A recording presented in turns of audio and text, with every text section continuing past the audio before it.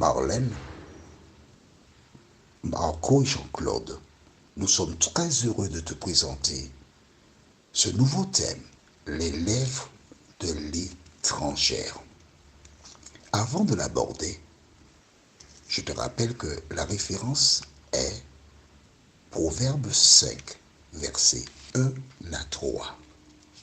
Proverbe 5, verset 1 à 3. Maintenant, nous allons prier afin de demander à Dieu de nous accompagner dans la lecture et l'étude de ce jour. Prions. Notre Seigneur et notre Dieu, nous implorons ta présence. Nous te remercions pour le bonheur de te connaître. Nous te remercions pour la lumière que tu as apportée dans nos cœurs et dans nos âmes. Nous te remercions parce que il nous est arrivé de dire, bien-aimés, nous sommes dès à présent enfants de Dieu. Mais dans nos attitudes pratiques, paroles, nous avons été des enfants de Satan. Seigneur, pardon. De nous aider à prendre conscience. Et que le Saint-Esprit continue son œuvre en nous, nous t'en prions. Au nom de Jésus, pour ta gloire éternelle.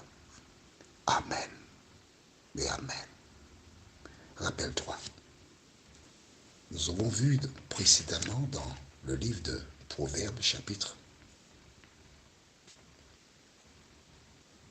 21, verset 9, ce qui suit. Mieux vaut habiter à l'angle d'un toit que de partager la demeure d'une femme querelleuse. Pourquoi?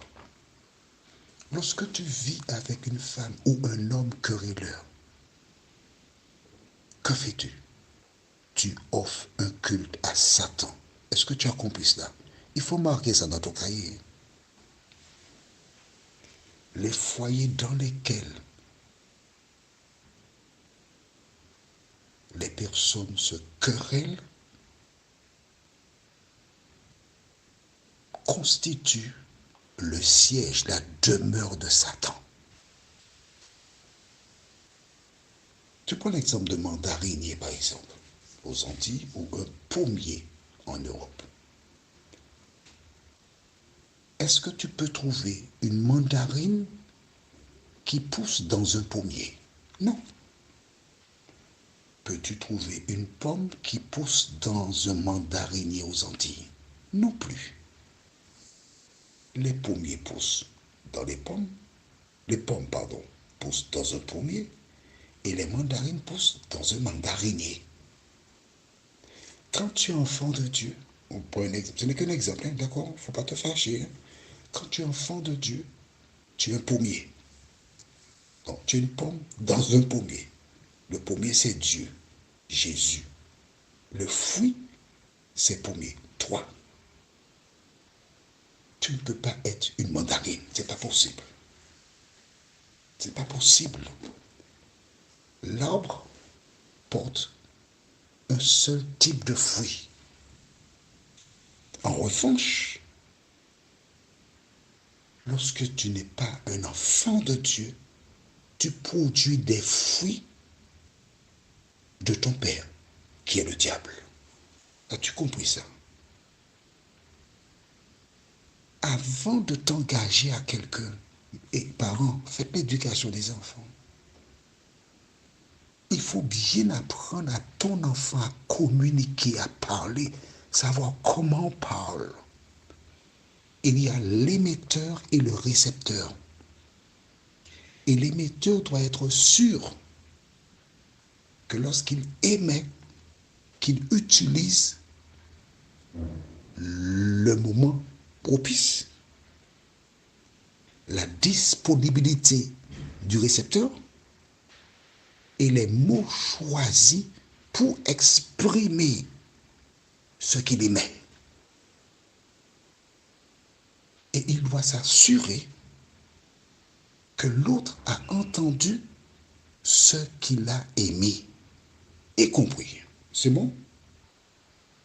Et quand tu sens qu'il y a un conflit, il y a quelque chose qui n'a pas été intégré, être suffisamment diplomate, intelligente, ne va pas dire, tu n'as pas compris, tu ne comprends rien. Faut pas dire ça, non. Faut pas dire ça. C'est une insulte, c'est une injure. Si tu réalises qu'il n'a pas compris ce que tu voulais dire, tu dois être suffisamment intelligent pour dire, je me suis probablement mal exprimé. Je voulais dire telle chose, telle chose. Ne lui dis pas qu'il est simple d'esprit. Prends ça à ta charge. Sois intelligente. Une femme sage, Proverbe 14, 1 le dit, au cas où tu aurais oublié, une femme sage bâtit sa maison et la femme insensée la détruit de ses propres mains. Elle dit, je ne veux que personne ne détruise mon foyer. Je détruis moi-même. Je détruis moi-même. Il ne faut pas dire ça. Notre thème aujourd'hui, c'est la femme étrangère. Nous allons au livre de Proverbes chapitre 5 et nous lirons les versets 1 à 3. Par le passé, quand j'étais, excusez l'expression, ignorant, je pensais que c'était les hommes qui pouvaient conquérir une femme. J'étais imbécile, j'étais ignorant même. C'est pas vrai, non? Aucun homme ne peut conquérir une femme. Les femmes laissent les hommes parler.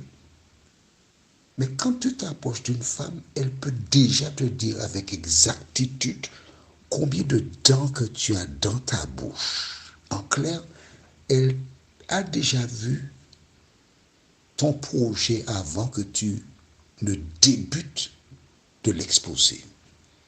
Elles sont fortes.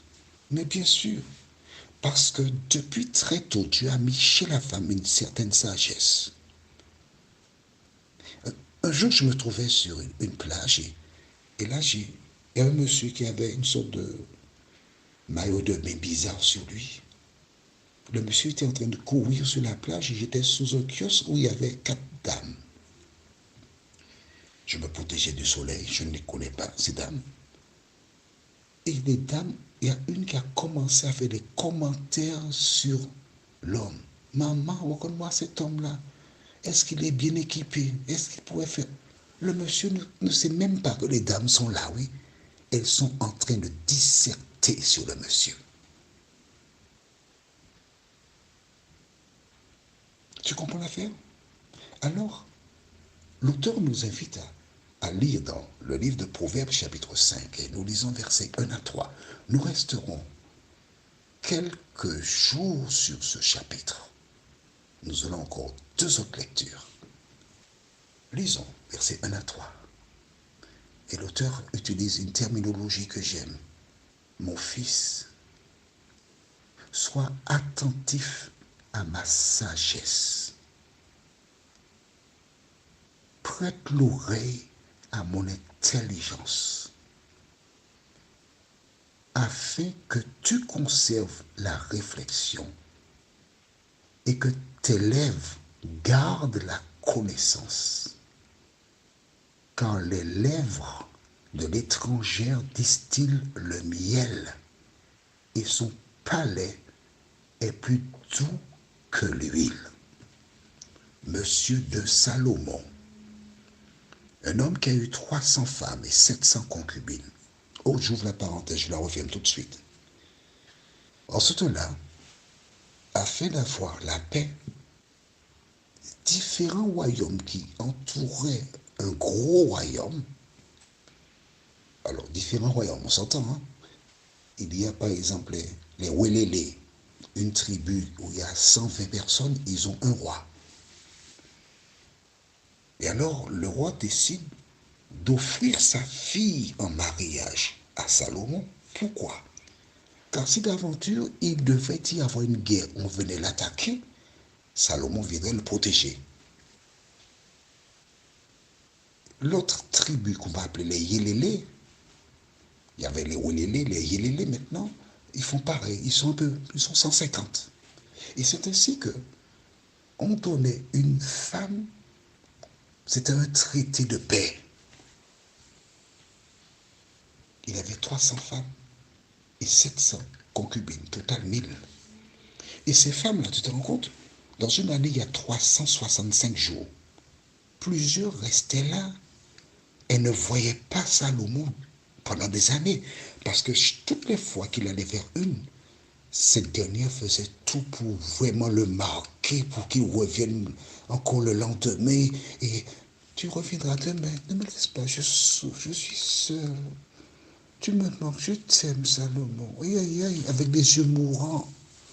Et alors plusieurs qui n'avaient personne, elles souffraient. Et Salomon connaît le langage des femmes. Et il met en garde. Il ne s'adresse pas aux femmes là. Il met en garde en disant mon fils. Et quand il dit mon fils, il s'adresse aux hommes.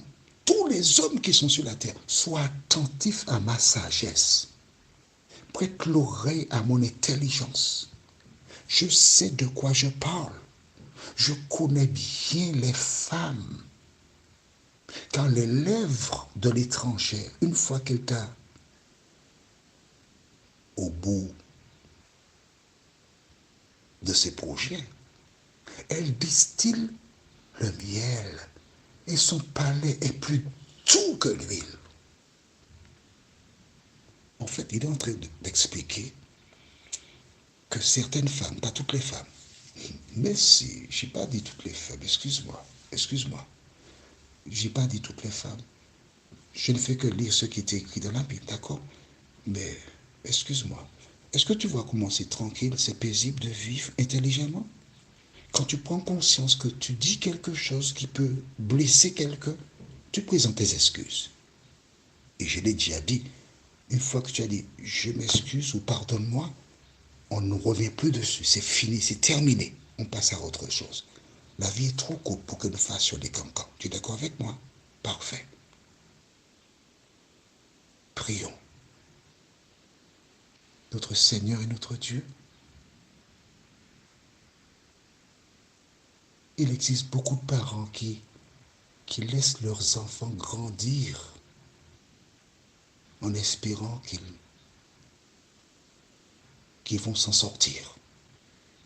Mais la Bible nous indique que les parents doivent éduquer leurs enfants dans tous les domaines. Il existe beaucoup de foyers qui ont fait naufrage parce que l'ennemi a causé un fossé entre les parents et les enfants et ces derniers n'ont pas été en mesure de préparer leurs enfants pour leur avenir sentimental. À travers cet audio, Seigneur, tu parles. Et les parents qui entendent cet audio et qui comprennent ce qui est dit, aide-les à appeler leurs enfants, à échanger avec eux, à partager l'audio avec eux et de leur dire qu'ils prient pour leurs enfants. Seigneur, merci de nous aider à corriger nos erreurs. Nous t'en prions au nom de Jésus pour ta gloire éternelle. Amen. Notre prochaine étude sera « Elle est amère ». Et nous lirons dans Proverbe chapitre 5, versets 4 à 6. Il me tarde de te retrouver.